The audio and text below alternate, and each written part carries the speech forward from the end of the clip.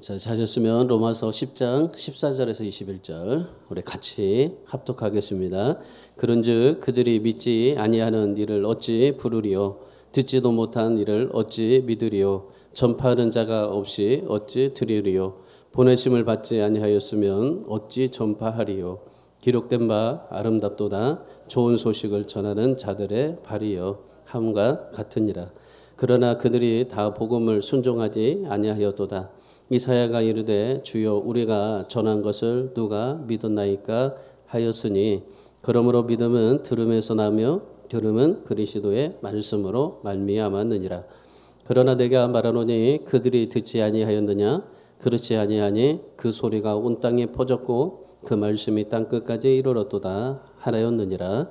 그러나 내가 말하노니 이스라엘이 알지 못하였느냐 먼저 모세가 이르되 내가 백성 아닌 자로서 너희를 시기하게 하며 미련한 백성으로서 너희를 노엽게 하리라 하였고 이사야는 매우 담대하여 내가 나를 찾지 아니한 자들에게 찾은 바 되고 내게 묻지 아니한 자들에게 나타났노라 말하였고 이스라엘에 대하여 이르되 순종하지 아니하고 거슬러 말하는 백성에게 내가 종일 내 손을 벌렸노라 하였느니라. 아멘. 누구나 사람에게는요 자랑거리가 있습니다. 뭐 어떤 사람은 돈을 자랑하고 어떤 사람은 아파트를 자랑하고 어떤 사람은 학벌을 자랑하고 어떤 사람은 명예를 자랑하기도 하는데 여러 가지 세상에 살면서 우리는 자랑할 것들이 참 많습니다. 또 자랑해야 되죠.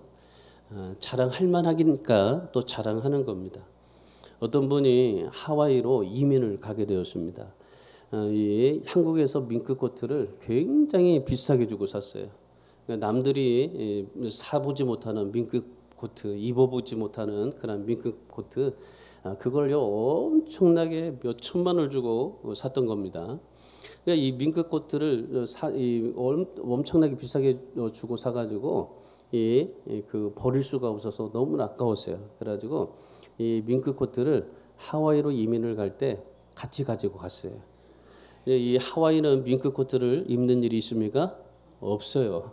없는데도 엄청나게 비싸게 주고 샀던 이 밍크코트를 가지고 갔습니다. 그래서 한 번은 집에 이제 잔치를 열었습니다. 친구들을 이제 다 초청을 했어요. 그러니 그 한국에서 가져온 밍크코트를 자랑하고 싶어가지고 이분이 집에 에어컨을 빵빵하게 틀었어요. 그러고 나서 밍크코트를 입고 친구들을 맞이했던 겁니다.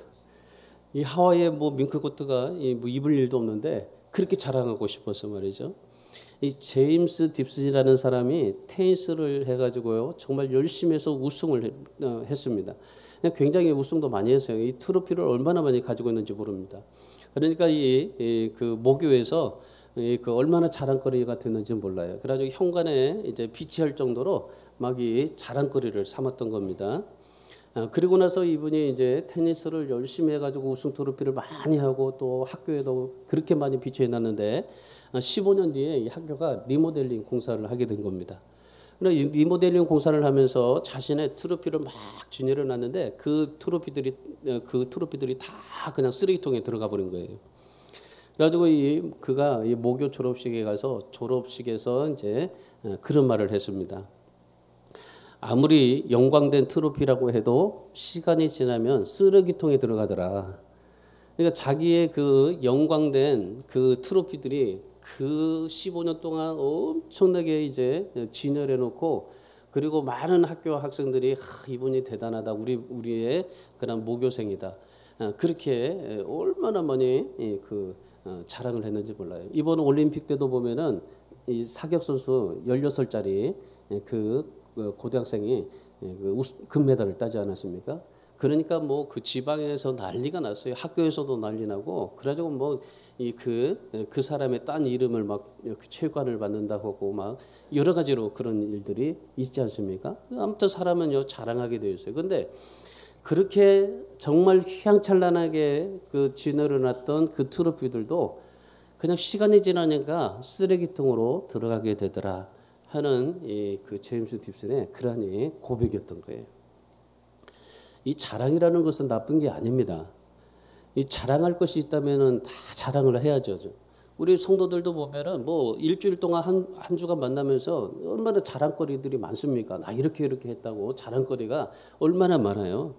그런데 이 중요한 것은 그리스도인으로서 참된 자랑이 뭐냐라는 거죠. 여러분, 그리스도인들은 세상 사람들과 달라야 됩니다. 왜냐하면 죽을 수밖에 없었던 우리를 예수 그리스도께서 십자가의 보혈을 통해서 우리를 살리셨고, 그리고 하나님의 나라의 자녀가 되게 하셨고, 하나님의 나라의 영생을 소유할 수 있도록 우리를 만들었기 때문입니다. 그러니까 우리가 뭐 내 힘으로 내 자랑으로 천국 가는 것도 아니고 영생을 얻는 것도 아니고 내 힘으로 모든 것들을 다 이루는 것도 아닙니다. 하나님께서 한번 콧바람 퀵 불어서 그냥 우리를 무너뜨리면 쓰러질 수밖에 없습니다. 여러분, 미국에는 허리케인이 굉장히 유명한데 이 허리케인이 한 번만 지나가면요 쑥대밭이 돼버려요. 그러니까 하나님께서 한번 콧깃만 우리에게 불어도요 우리 인생은요 그냥 쓰러지고 우후죽순으로 그냥 그렇게 무너질 수밖에 없습니다. 그래서 우리는 그리스도인은요 세상 사람과 달라야 될 게 바로 그겁니다. 세상 사람들은 자기의 업적과 명예와 능력으로 그렇게 모든 것을 이뤘지만은, 근데 우리 그리스도인들은요 예수께서 우리를 살리셨고 예수께서 우리를 구원하셨고 예수 때문에 우리가 천국 갈 수 있게 영생을 얻었기 때문에 우리는 자랑거리가 뭐가 되어야 돼요? 달라야 돼요. 예수가 여러분의 자랑거리가 되기를 축원합니다. 여러분, 하나님은 살아계신 하나님이십니다. 역사 속에서 존재하거나 추상적이고 막연하신 하나님이 아니십니다. 성경에서 하나님을요 우리에게 뭐라고 말씀하십니까? 살아계시는 인격적인 하나님이라고 말씀을 합니다. 여러분, 이런 하나님을 우리가 믿었다면, 이런 하나님을 의지한다면, 이런 하나님을 우리가 정말 믿고 바라본다면 여러분 우리 인생이 달라질 수밖에 없습니다. 우리가 진짜 예수 그리스도를 내 마음에 영접하고 살면, 내 안에 예수로 살면요 달라질 수밖에 없습니다. 진짜 우리의 삶에 참된 축복이 우리에게 주어질 수밖에 없습니다.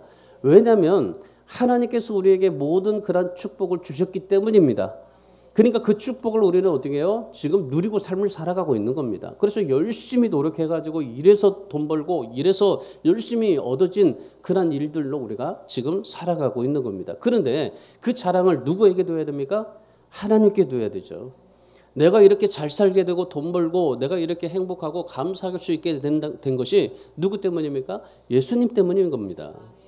그러니까 예수님에게 자랑할 거리를 두고 예수님에게 가치를 두고 예수님에게 모든 것을 인생을 맡기고 삶을 살아가야 한다는 거죠. 그런데 참으로 안타까운 게 뭐냐면 예수를 믿고 나름대로 열심히 삶을 살고 있지만은, 그런데 진정한 내 인생의 가치와 자랑거리 그리고 하나님의 축복을 누리지 못해요. 우리가 하나님의 축복을 누리지 못하고 모르고 삶을 살아가는 사람들이 너무나 많습니다. 오늘 본문의 14절의 말씀도 보세요. 아무리 좋은 축복이 있어도 믿지 아니하고 듣지도 아니한다고 그래요. 그러니까 지금 유대 백성들이 하나님의 주시는 축복 그리고 하나님으로 인해서 자랑거리, 하나님의 가치, 이 모든 것들을 다 주셨는데도 불구하고 근데 그들이 믿지도 아니하고 듣지도 아니한다고 합니다. 하나님께서 모든 축복을 다 준비해 놓으셨습니다. 그런데 이 유대 백성들은 그것을 누리지 못하고 있었던 겁니다. 여러분, 이 말씀을 통해서 우리가 볼 때 진짜 유대 백성들이 그런 하나님의 축복을 누리지 못하고 있다면 우리는 이 말씀을 통해서 어떻게 해야 됩니까? 하나님이 주신 축복을 누릴 수 있으며 살 수 있어야 되는 겁니다. 이런 유대 백성들이 이렇게 거쳤던 그런 전철을 우리가 또 다시 밟고 우리도 유대 백성들과 똑같이 하나님을 믿지도 아니하고 듣지도 아니해서 하나님의 축복을 우리가 받지 못하는 인생, 그런 불쌍한 인생이 아니라 진짜 하나님의 축복을 준비해 놓으시고 그 축복 속에서 우리가 하나님 앞에 삶을 살아가는 그런 가치 있는 그런 존재로 살아갈 수 있어야 되는 겁니다. 그래서 여러분, 오늘 우리가 진정 하나님의 이름을 부르고 그분을 붙잡고 말씀에 순종하고 살아간다면 우리 인생이 변화될 뿐만 아니라 진정한 하나님의 축복을 누릴 수 있다라는 것이 오늘 본문의 메시지입니다. 오늘 사도 바울을 통해서 오늘 우리에게 그런 메시지를 전하는데, 오늘 사도 바울이 하나님의 말씀에 순종할 때 진정 우리가 누리는 축복에 대해서 말씀을 합니다. 오늘 사도 바울이 본문에 말하는 것은 뭐냐면요, 믿음은 들음에서 난다거나 복음을 전하는 것이 얼마나 귀한 것인 일인가, 그거에 대해서 말씀하는 게 아닙니다. 사도 바울이 오늘 본문을 통해서 말씀하신 핵심이 뭐냐면 유대인의 문제예요. 그러니까 신앙생활의 문제입니다. 유대 백성들이 왜 예수님을 믿지 않고 하나님이 주시는 축복을 누리지 못했느냐라는 겁니다. 그러니까 사도 바울이 지금 유대 백성들을 향해서 뭐라고 선포하는 거예요? 지금 이스라엘 백성들을 통해서 유대 백성들을 통해 이스라엘 백성들에게 뭐라고 말씀합니까? 왜 당신들이 하나님이 주신 축복을 누리지 못하느냐? 유대 백성들의 문제가 아니라 오늘 우리들의 문제인 거다. 예수님을 믿지 않고 듣지도 않고 하나님께서 준비하신 축복을 누리지 못하느냐? 그들이 말씀을 듣지 못해서 예수님을 안 믿은 겁니까? 여러분 아닙니다. 16절의 말씀해 보세요. 그들에게는요 하나님의 말씀이 무수하게 널려져 있었어요. 그 하나님의 말씀을 늘 들었습니다. 하나님의 말씀을 늘 봤습니다. 그 하나님의 말씀을 듣지 못해서 그들이 예수님을 믿지 못하고 그들이 예수에 대해서 알지 못하고 지금 이렇게 힘들게 삶을 살아가고 있는 겁니까? 아닙니다. 16절의 말씀 보세요. 그들이 말씀에 순종하지 않았기 때문이라고 그래요. 하나님의 말씀에 순종하지 않았기 때문에 하나님의 축복을 누리지 못하게 되었다. 예수님을 믿어서 안 믿어서가 아니에요. 예수님을 믿고 하나님을 정말 열심히 섬기지 않은 것이 아닙니다. 그들이 왜 유대 백성들이 하나님이 준비하신 축복을 받지 못하고 삽니까? 말씀에 순종하지 않았기 때문입니다. 그들은 분명히 말씀을 가지고 있었습니다. 그런데 그 말씀을 듣지 않았습니다. 거절했습니다. 믿지 않고 배척하고 심지어 예수 그리스도를 죽이기까지 했습니다. 결국 유대 민족이 예수 그리스도의 말씀이 있었지만은 그런데 그 예수 그리스도의 말씀에 순종하지 못하고 그 말씀이 그들에게 믿음이 되지 못했기 때문이에요. 여러분 이거는요 오늘 우리에게도 충격적인 말씀입니다. 유대 백성들에게 지금 이스라엘 백성들에게 충격적인 메시지만은 그런데 오늘 우리에게도 충격적인 말씀입니다. 여러분 하나님의 말씀은 그때나 오늘이나 그리고 유대 백성들 있을 때나 여러분 4,000년 전이나 2,000년 전이나 지금이나 이 하나님의 말씀은 동일하게 우리에게 역사가 됩니다. 이 하나님의 말씀이 우리에게 동일하게 역사가 된다면은 그러면 오늘 이 말씀도 우리에게 중요한 말씀입니다. 아무리 여러분이 성경을 읽고 설교를 많이 들어도 예수님을 믿지 않고 예수님이 들리지 않으면 말씀에 순종하지 않으면 여러분 진정 하나님이 주시고자 하시는 축복을 누리지 못하는 겁니다. 여러분 우리는 내 인생을 열심히 내가 열심히 살면서 그런 일반적인 축복은 받을 수 있어요.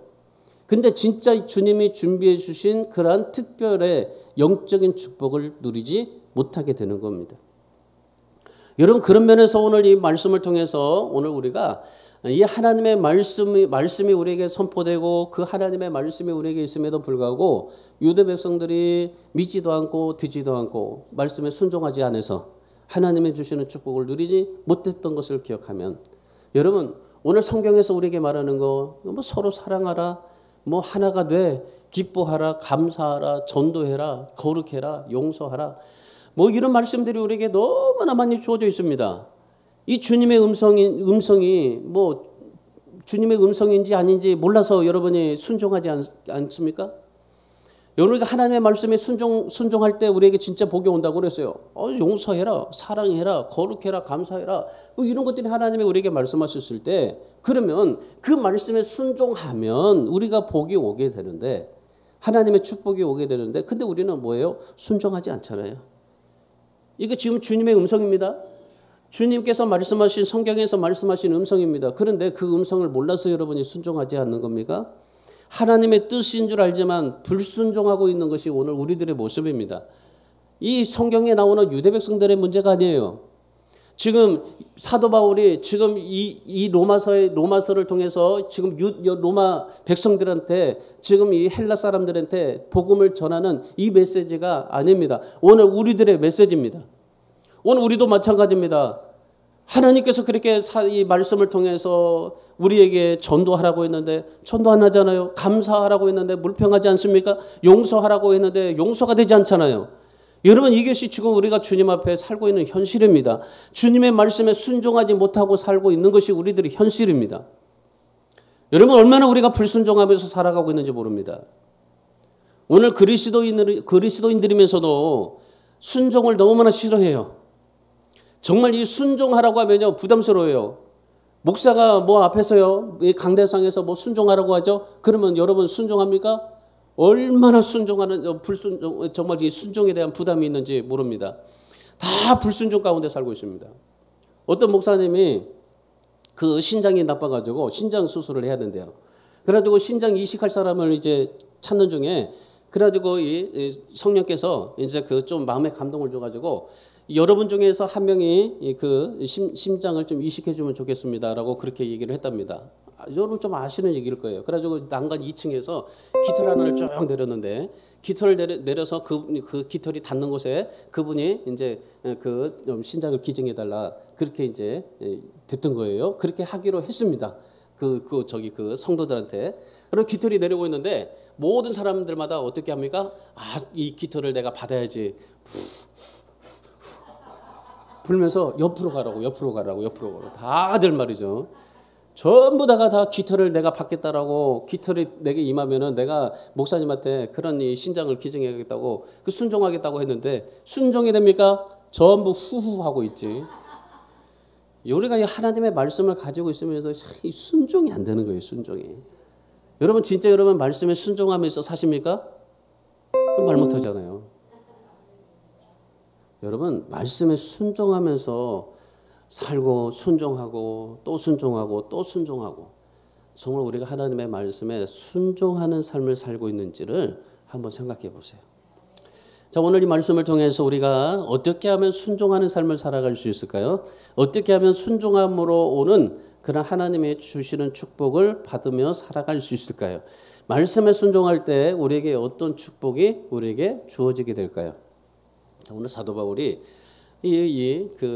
로마 백성들한테 우리가 진짜 하나님의 말씀에 순종한다고 하면서 순종하지 못하는 그 유대 백성들의 그 예를 들어서 지금 메시지를 선포하고 있는 게 오늘 우리들에게 진짜 네가 하나님의 말씀에 순종하고 살아가느냐라는 생각 속에서 우리는 순종하지 못하고 불순종하는 우리의 삶 속에서 진짜 하나님의 말씀에 순종할 때 어떤 축복이 주어지게 되는가? 첫 번째, 말씀에 순종할 때 주님과 동행하게 됩니다.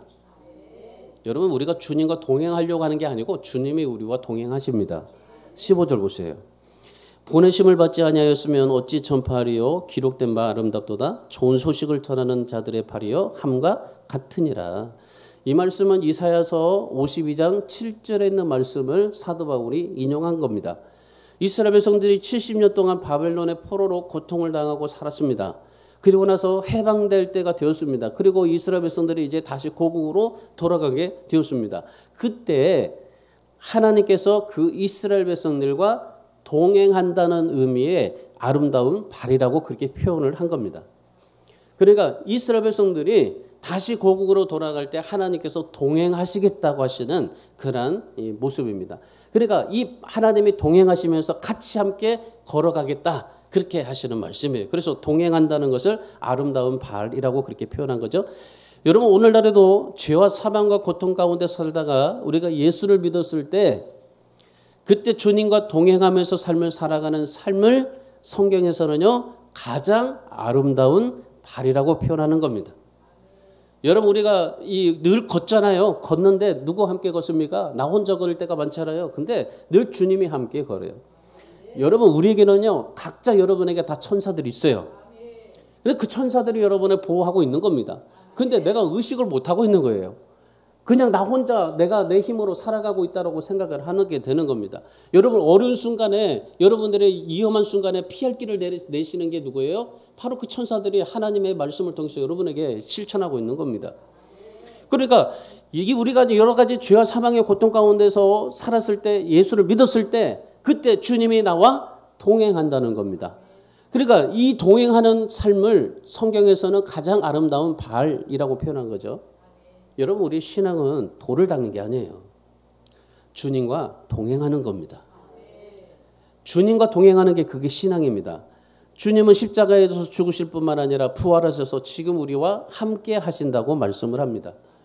근데 우리가 그 주님이 우리와 함께 하신다고 하는데 근데 조건이 있는 거예요. 단서가 있어요. 그게 뭡니까? 말씀에 순종할 때예요. 무조건 다 동행하고 무조건 다 지켜주고 하는 게 아니에요. 말씀에 순종할 때입니다.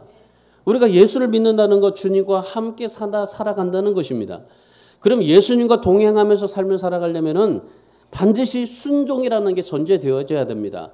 여러분, 순종 없는 믿음 없습니다. 여러분, 우리가 믿음을 가지고 삶을 살아가면서도요, 순종 없는 믿음 없는 거예요. 가장 큰 믿음이 감사고 믿음의 핵심은요, 순종인 겁니다. 오늘 16절 말씀 보세요. 16절에 유대인들이 말씀을 가지고 있었어요. 근데 그들에게는 뭐가 없었어요? 순종이 없었습니다. 순종이. 순종하지 아니하는도다. 여러분, 이 거울이 있습니다. 거울. 이 거울이 있는데 거울이 여러분들을 웃어줍니까? 거울이 여러분들을 웃어주지를 않아요. 여러분, 거울이 먼저 여러분을 웃지를 않아요. 내가 웃어줘야만이 거울은 웃어요. 내가 찡그리면 거울은 찡그리게 되어 있고, 이 거울은 내가 무엇을 해야만이 그 거울은 행동으로 나타나게 되어 있습니다. 여러분, 이 거울이 먼저 웃어주지 않습니다. 내가 웃어야 이 거울이 웃는 것이기 때문에 여러분, 우리가 진짜 하나님 앞에 아름다운 주님과 동행하는 삶을 살아가려면은 말씀에 순종하시면서 사셔야 돼요. 하나님 말씀에 순종하셔야 됩니다. 여러분, 하나님의 말씀에 대한 관심은 다양해요.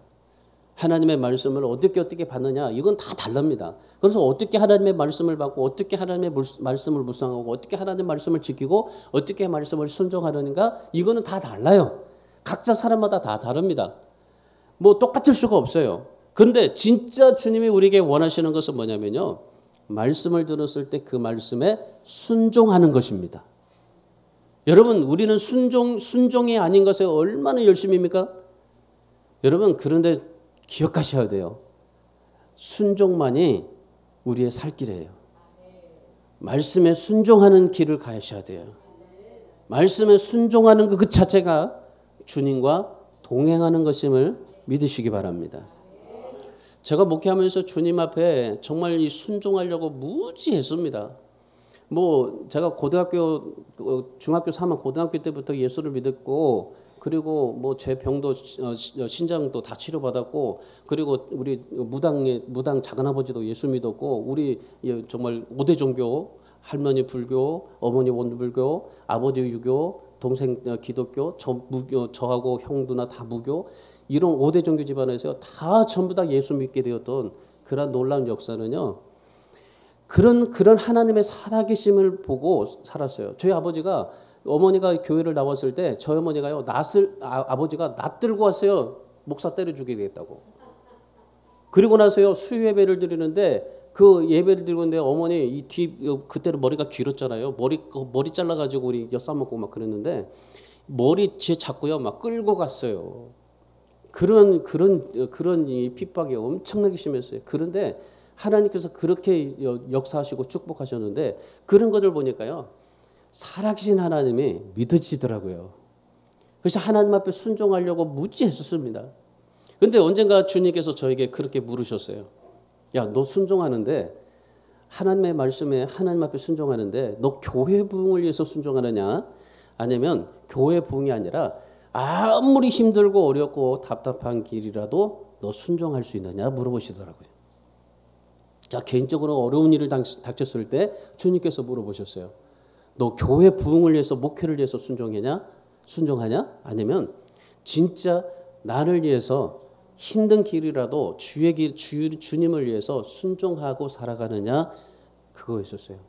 그러면서 너 진짜 힘들더라도 나한테 순종할 수 있겠느냐 물어보더라고요. 그때 깨달았어요.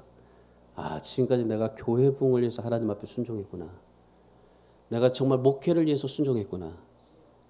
여러분, 진짜 주님께서 원하시는 순종을 하셔야 돼요.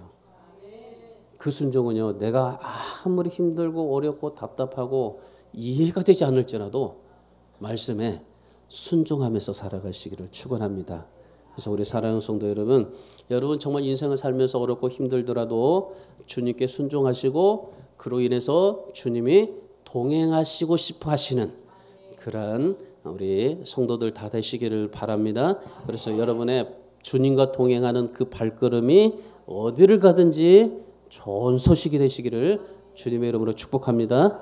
그래서 주님과 동행하는 발이 되어서 여러분이 어디를 가든지 그 여러분이 닿는 곳마다 덕을 세우고 축복의 말을 하고 복음을 전하는 그리스도인으로서 하나님의 합당한 삶을 살아갈 수 있기를 주님의 이름으로 축원합니다.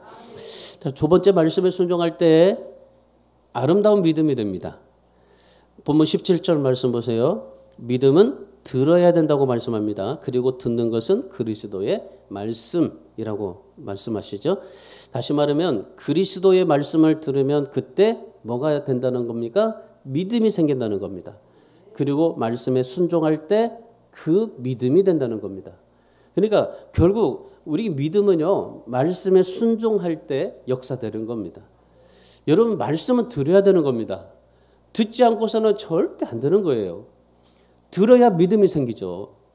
말씀을 들을 때 우리가 그 믿음이 생기기 때문에 여러분 말씀 들을 때 딴 거 하지 마세요. 보통 보면요, 이 갯돈 계산하는 사람 참 많아요. 예배드리다가 저기 그 설교를 들으면서 한참 이렇게 뭐 적는 것 같아요. 적는 거 보면은 뭐요?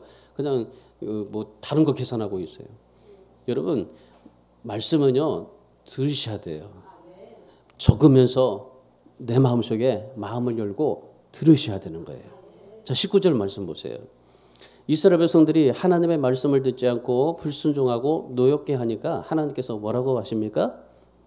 자, 20절의 말씀 보세요. 20절에 내 백성이 아닌 자들에게 축복하겠다고 하셔요.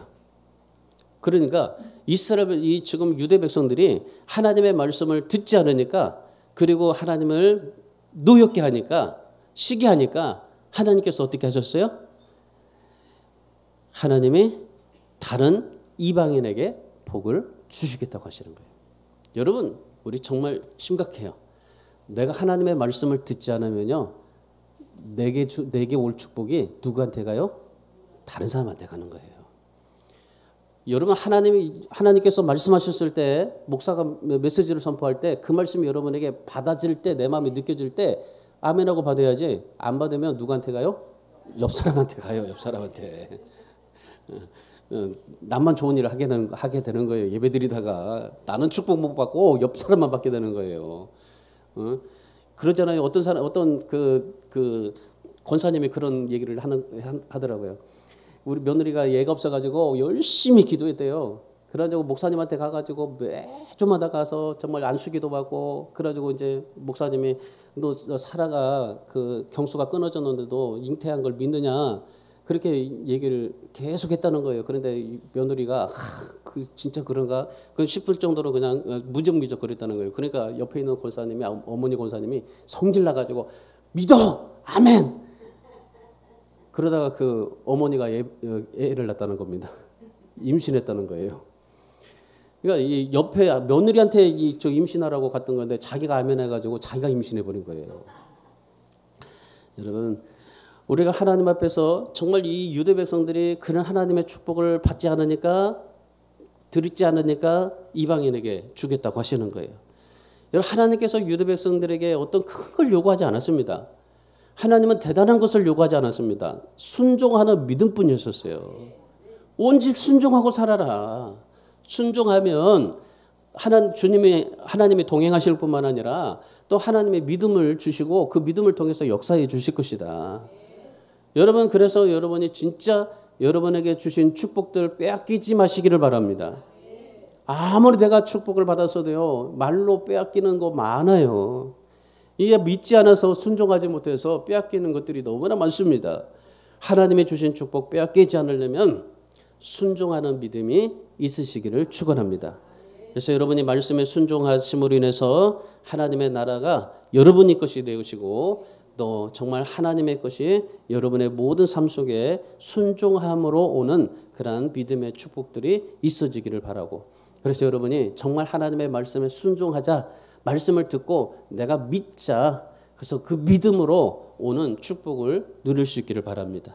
마태복음 11장 12절에서 뭐라고 말합니까? 천국은 침노하는 자의 것이다. 침노하는 자가 뺏는 것이다 말씀하십니다. 예수님께서 이 세상에 오셨을 때 가장 먼저 가신 땅이 어디입니까? 팔레스틴 땅입니다. 예수님이 그곳에 태어나셨습니다. 한국에 태어난 게 아닙니다. 이스라엘에 태어났습니다. 그런데 그들이 예수님을 거부했어요. 그러자 어땠어요? 이방인으로 이방인에게로 축복이 넘기셨습니다. 여러분, 하나님 우리에게 원하시는 것은 순종이에요. 순종하는 그 믿음 자체입니다. 그래서 여러분 정말 하나님 앞에 순종의 생활을 하셔야 돼요. 예수님께서 정말 여러분에게 원하시는 것은 그 한 가지뿐이에요. 그런 순종하는 그 믿음 자체를 원하시는 거예요. 그 믿음을 하나님께서 축복하시겠다고 하시는 겁니다.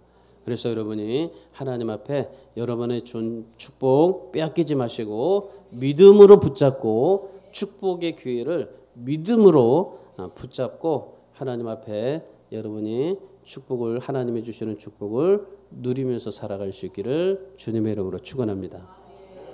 마지막 세 번째는요. 말씀에 순종할 때 어떤 일이 일어나게 되냐면 주님의 손이 붙잡아 줍니다. 21절 말씀 보세요. 21절 이스라엘에 대하여 이르되 순종하지 아니하고 거슬러 말하는 백성에게 내가 종일 내 손을 벌려노라 그래요. 하나님께서 이스라엘 백성들에게 축복하시고 지켜주시고 은혜를 베풀어 주셨습니다. 그리고 정말 이스라엘 백성들이 어디를 가든지 늘 종일토록 손을 내밀어 주셨어요. 그런데 이스라엘 백성들이 어떻게 하셨어요? 순종하지 않았어요. 거슬렸습니다. 믿음을 지키지 않았습니다. 여러분 순종하지 않는 이 이스라엘 백성들에게 하나님께서 도대체 어떤 심정으로 손을 내밀었을까요? 순종도 아니하고 그리고 듣지도 아니하고 거부하고 그렇게 정말 하나님의 말씀을 그렇게 밀어내는 그 이스라엘 백성들 그들에게 도대체 하나님께서 뭐가 좋아서 그렇게 손을 내밀었을까라는 생각을 한번 해봅니다. 여러분 이것이 우리의 모습입니다. 우리가 정말 뭐가 잘나서 우리가 뭐가 그래서 주님 앞에 순종하고 주님 앞에 축복받고 주님의 일을 하고 있어요. 주님의 일을 한다고 하지만은 얼마나 우리가 정말 주님 앞에 얼마나 주님의 마음을 아프게 한 적이 많습니까? 근데 여전히 주님께서는 우리가 손을 내밀고 계세요. 유대 백성들이 순종하지 않았는데도 계속적으로 주님은 손을 내밀고 계십니다. 종일토록 내밀고 계십니다. 이 하나님께서 종일토록 내민 손이 얼마나 부끄럽겠어요.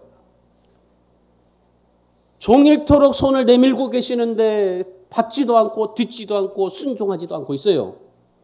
지금 하나님께서 여러분에게 손을 내밀고 계십니다. 손을 내밀고 계시는데도 불구하고 여러분이 듣지도 않아요. 순종하지도 않아요. 똑같습니다. 지금 여러분 하나님께서 여러분에게 종일토록 손을 내밀고 있다는 것을 생각해 보세요. 온종일 내미신 그 주님의 손을 부끄럽지 않게 하시기를 바랍니다. 여러분 이 아침에 여러분들이 다 손을 쫙 펴서 주님의 손을 붙잡으시기 바랍니다. 한번 손 펴보세요. 그리고 주님의 손을 꽉 한번 붙잡아 보세요. 그 붙잡은 손 놓지 마시기를 바랍니다. 오늘 사도 바울을 보세요. 바울은 세상에서 성공한 사람입니다.